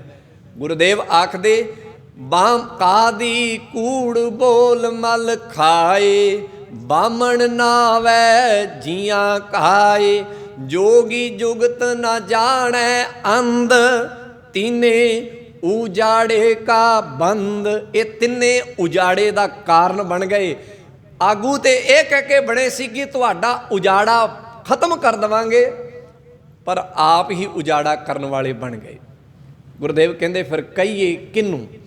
ਸੋ ਅੱਜ ਦੇ ਬਚਨ 'ਚ ਇਹੀ ਗੱਲ ਸਾਡੇ ਨਾਲ ਗੁਰੂ ਨਾਨਕ ਸਾਹਿਬ ਕਰ ਰਹੇ ਨੇ। ਕਹਿੰਦੇ ਜੇ ਆਗੂ ਅੰਨਾ ਹੋ ਜਾਏ, ਰੱਖਿਆ ਕਰਨ ਵਾਲਾ ਹੀ ਮਾਰਨ ਵਾਲਾ ਬਣ ਜਾਏ, ਚੰਗਾ ਰਾਹ ਦੱਸਣ ਵਾਲਾ ਹੀ ਮਾੜੇ ਰਾਹ ਤੇ ਪਾਉਣ ਵਾਲਾ ਬਣ ਜਾਏ, ਜ਼ਿੰਦਗੀ ਨੂੰ ਬਚਾਉਣ ਵਾਲਾ ਹੀ ਜ਼ਿੰਦਗੀ ਨੂੰ ਮੌਤ ਦੇਣ ਵਾਲਾ ਬਣ ਜਾਏ, ਦੱਸੋ ਫਿਰ ਕਵਾਂਗੇ ਕਿਹਨੂੰ, ਕਿਹਦੇ ਕੋਲ ਰੋਣਾ ਰੋਵਾਂਗੇ ਜਾ ਕੇ। ਅੱਜ ਦੇ ਬਚਨ 'ਚ ਇਹੀ ਗੱਲ ਆਈ, ਅੰਧਾ ਆਗੂ ਜੇ ਥੀਐ। ਜੇ ਆਗੂ ਅੰਨਾ ਹੋਵੇ, ਅਗਵਾਈ ਦੇਣ ਵਾਲਾ ਆਪ ਅੰਨਾ ਹੋਏ, ਕਿਉਂ ਪਾਦਰ ਜਾਣੈ। ਦੱਸੋ ਫਿਰ ਰਸਤਾ ਕੌਣ ਦੱਸੇਗਾ, ਕੌਣ ਸਿੱਧੇ ਰਸਤੇ ਤੇ ਪਾਏਗਾ। ਜੇ ਬਚਾਉਣ ਵਾਲਾ ਹੀ ਮਾਰਨ ਵਾਲਾ ਬਣ ਜਾਏ, ਰੱਖਿਆ ਦੇਣ ਵਾਲਾ ਹੀ ਰੱਖਿਆ ਨੂੰ ਤੋੜਨ ਵਾਲਾ ਬਣ ਜਾਏ, ਦੱਸੋ ਜਾਵਾਂਗੇ ਕਿਹਦੇ ਕੋਲ ਜਾ ਕੇ ਰੋਣਾ ਰੋਵਾਂਗੇ। ਗੁਰਦੇਵ ਇਸੇ ਕਰਕੇ ਕਹਿੰਦੇ ਆਪ ਮੁਸੈਮਤ ਹੋਸ਼ੀਐ। ਆਗੂ ਅੰਨਾ ਹੋਵੇ, ਉਹ ਆਪਣੀ ਹੋਸ਼ੀ ਮਤ ਕਰਕੇ ਠੱਗੀ ਖਾ ਜਾਂਦਾ। ਮੂਸੈ ਕਹਿੰਦੇ ਨੇ, ਮੂਸੈ ਦਾ ਭਾਵ ਚੂਹਾ ਵੀ ਹੁੰਦਾ, ਪਰ ਇੱਥੇ ਮੂਸੈ ਦਾ ਭਾਵ ਹੁੰਦਾ ਠੱਗਿਆ ਜਾਣਾ, ਲੁੱਟਿਆ ਜਾਣਾ, ਧੋਖਾ ਹੋ ਜਾਣਾ। ਕਹਿੰਦੇ ਜਿਹੜਾ ਆਗੂ ਆਪ ਹੋਸ਼ੀ ਮਤ ਵਾਲਾ ਹੈ, ਜੇ ਉਹ ਆਪ ਚੰਗੀ ਮਤ ਵਾਲਾ ਨਹੀਂ, ਉਹ ਆਪ ਠੱਗਿਆ ਹੋਇਆ ਹੈ, ਆਪ ਗਲਤ ਰਸਤੇ ਤੇ ਚੱਲਣ ਵਾਲਾ, ਕਿਵੇਂ ਕਿਸੇ ਦੂਜੇ ਨੂੰ ਸਹੀ ਰਸਤੇ ਤੇ ਪਾਏਗਾ। ਆਪ ਮੁਸੈਮਤ ਹੋਸ਼ੀਐ, ਕਿਉਂ ਰਾਹ ਪਛਾਣੈ। ਕਿਵੇਂ ਰਾਹ ਦੀ ਪਹਿਚਾਣ ਕਰੇਗਾ, ਕਿਵੇਂ ਰਸਤੇ ਦੀ ਪਹਿਚਾਣ ਕਰੇਗਾ। ਜਿਹੜਾ ਆਪ ਹੋਸ਼ੀ ਮਤ ਵਾਲਾ ਹੈ, ਹੋਸ਼ੀ ਮਤ ਵਾਲੇ ਦਾ ਭਾਵ ਥੋੜ੍ਹਾ ਜਿਹਾ ਸਮਝ ਲੈਣਾ, ਜੋ ਦੂਰ ਤੱਕ ਸੋਚ ਕੇ ਫੈਸਲਾ ਨਹੀਂ ਕਰਦਾ ਉਹਨੂੰ ਹੋਸ਼ੀ ਮਤ ਵਾਲਾ ਕਹਿੰਦੇ ਹਨ। ਜੋ ਜਲਦੀ ਦੇ ਵਿੱਚ ਬੜੀ ਤੇਜ਼ ਗਤੀ ਦੇ ਨਾਲ ਫੈਸਲਾ ਕਰ ਲੈਂਦਾ, ਦੂਰ ਉਹਦੇ ਸਿੱਟੇ ਨਹੀਂ ਜਾਣਦਾ, ਉਸ ਨੂੰ ਗੁਰਦੇਵ ਨੇ ਹੋਸ਼ੀ ਮਤ ਵਾਲਾ ਆਖਿਆ। ਤੇ ਜਿਹੜਾ ਦੂਰ ਤੱਕ ਸੋਚ ਕੇ ਫੈਸਲਾ ਕਰਦਾ ਹੈ, ਗੁਰਦੇਵ ਨੇ ਉਸ ਨੂੰ ਚੰਗੀ ਮਤ ਵਾਲਾ, ਵਧੀਆ ਮਤ ਵਾਲਾ ਆਖਿਆ। ਸੋ ਗੁਰਦੇਵ ਕਹਿੰਦੇ ਆਗੂ ਅੰਨੇ ਹੋਸ਼ੀ ਮਤ ਵਾਲਾ ਹੈ, ਉਹ ਕਿਵੇਂ ਰਸਤਾ ਦੱਸੇਗਾ। ਆਪ ਮੁਸੈਮਤ ਹੋਸ਼ੀਐ, ਕਿਉਂ ਰਾਹ ਪਛਾਣੈ, ਕਿਉਂ ਰਾਹ ਜਾਵੈ। ਦੱਸੋ ਕਿਵੇਂ ਰਸਤੇ ਤੇ ਜਾਏਗਾ। ਮਹਿਲ ਪਾਵੈ, ਕਿਵੇਂ ਮੰਜ਼ਿਲ ਨੂੰ ਪਾਏਗਾ। ਕਿਉਂ ਰਾਹ ਜਾਵੈ, ਮਹਿਲ ਪਾਵੈ, ਅੰਧ ਕੀ ਮਤ ਅੰਧਲੀ। ਆਪ ਅੰਨੇ ਦੀ ਮਤ, ਆਪ ਨਾ ਸਮਝ ਦੀ ਮਤ ਨਾ ਸਮਝ ਵਾਲੀ ਹੋਵੇਗੀ, ਨਾ ਸਮਝ ਦੀ ਮਤ ਨਾ ਸਮਝੀ ਵਾਲੀ ਹੋਏਗੀ। ਕਿਉਂ ਰਾਹ ਜਾਵੈ, ਮਹਿਲ ਪਾਵੈ, ਅੰਧ ਕੀ ਮਤ ਅੰਧਲੀ। ਵਿਣ ਨਾਮ ਹਰ ਕੇ। ਗੁਰਦੇਵ ਕਹਿੰਦੇ ਇਹ ਸਾਰਾ ਕੁਝ ਤਾਂ ਹੋਇਆ, ਆਗੂ ਅੰਨਾ ਕਿਉਂ ਹੋਇਆ, ਕਿਉਂਕਿ ਉਹਦੇ ਕੋਲ ਨਾਮ ਨਹੀਂ। ਜਿਸ ਵੀ ਅਗਵਾਈ ਕਰਨ ਵਾਲੇ ਦੇ ਕੋਲ ਨਾਮ ਨਹੀਂ, ਗੁਰਦੇਵ ਕਹਿੰਦੇ ਉਹ ਚੰਗੀ ਅਗਵਾਈ ਨਹੀਂ ਕਰ ਸਕਦਾ। ਇਹ ਪਵਿੱਤਰ ਬਾਣੀ ਦਾ ਫੈਸਲਾ ਹੈ।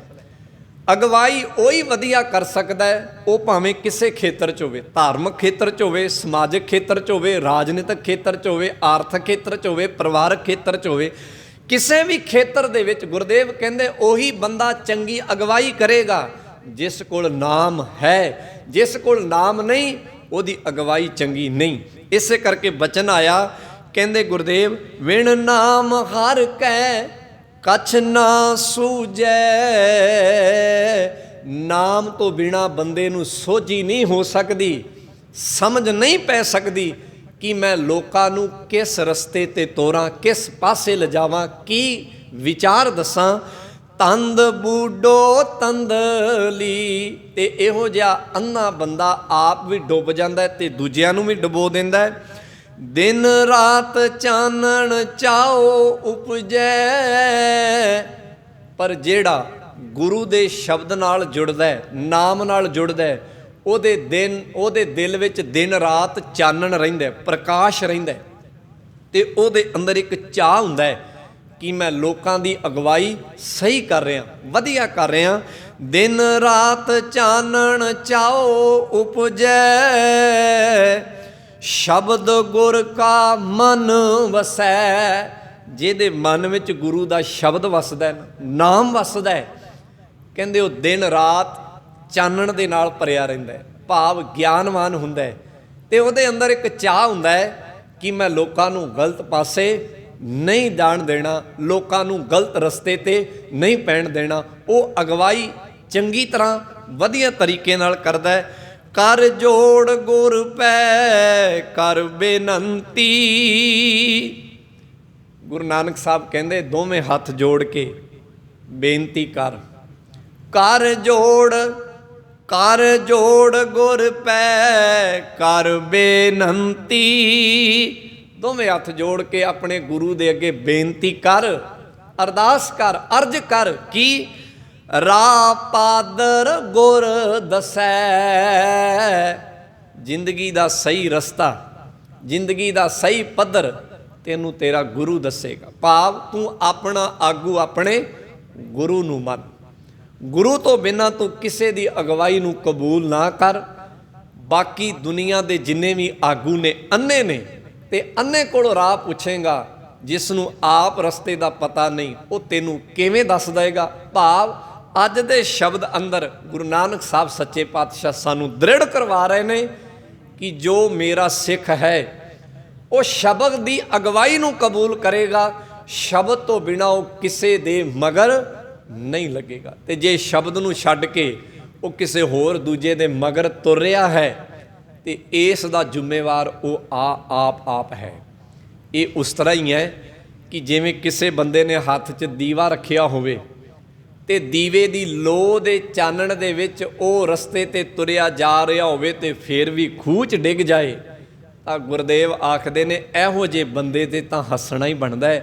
ਕਹਿਣ ਲੱਗੇ ਕਰ ਹੱਥ ਵਿੱਚ ਦੀਵਾ ਹੈ ਤੇ ਦੀਵਾ ਲੈ ਕੇ ਖੂਹ 'ਚ ਡਿੱਗ ਗਿਆ, ਇਹੋ ਜਿਹੇ ਬੰਦੇ ਨੂੰ ਤੇ ਲੋਕ ਮਜ਼ਾਕ ਕਰਦੇ ਨੇ। ਸਾਡੇ ਕੋਲ ਦੀਵਾ ਹੈ ਗੁਰੂ ਗ੍ਰੰਥ ਸਾਹਿਬ, ਸਾਡਾ ਆਗੂ ਹੈ ਗੁਰੂ ਗ੍ਰੰਥ ਸਾਹਿਬ ਸ਼ਬਦ, ਤੇ ਜੇ ਇਸ ਆਗੂ ਨੂੰ ਅਸੀਂ ਹੱਥ 'ਚ ਲੈ ਕੇ ਫੇਰ ਵੀ ਡੂੰਘੇ ਖੂਹ ਦੀ ਖੱਡ ਵਿੱਚ ਡਿੱਗ ਜਾਈਏ ਤਾਂ ਲੋਕਾਂ ਨੇ ਸਾਡੇ ਤੇ ਹੱਸਣਾ ਹੀ ਹੈ ਕਿ ਇੰਨਾ ਮਹਾਨ ਖਜ਼ਾਨਾ ਲੈ ਕੇ ਵੀ ਸਿੱਖ ਕਿੱਧਰ ਤੁਰੇ ਫਿਰਦੇ ਨੇ।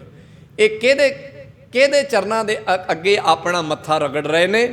ਸੋ ਆਓ ਅਸੀਂ ਗੁਰੂ ਗ੍ਰੰਥ ਸਾਹਿਬ ਸੱਚੇ ਪਾਤਸ਼ਾਹ ਮਹਾਰਾਜ ਦੀ ਅਗਵਾਈ ਨੂੰ ਕਬੂਲ ਕਰਕੇ ਜ਼ਿੰਦਗੀ ਦੇ ਚੰਗੇ ਰਸਤੇ, ਚੰਗੇ ਪੱਧਰ 'ਤੇ ਜੀਵਨ ਤੋਰਨ ਦੀ ਕੋਸ਼ਿਸ਼ ਕਰੀਏ। ਅੱਜ ਦੇ ਬਚਨ ਅੰਦਰ ਸਤਿਗੁਰ ਨੇ ਇਹੀ ਸਿੱਖਿਆ ਸਾਨੂੰ ਸਾਰਿਆਂ ਨੂੰ ਦ੍ਰਿੜ ਕਰਾਈ ਹੈ, ਪੱਕੀ ਕਰਾਈ ਹੈ। ਬਚਨ ਮੈਂ ਫੇਰ ਦੁਹਰਾ ਦੇਵਾਂ। ਕਰ ਜੋੜ ਗੁਰ ਪੈ ਕਰ ਬੇਨੰਤੀ, ਰਾਹ ਪਾਦਰ ਗੁਰ ਦਸੈ।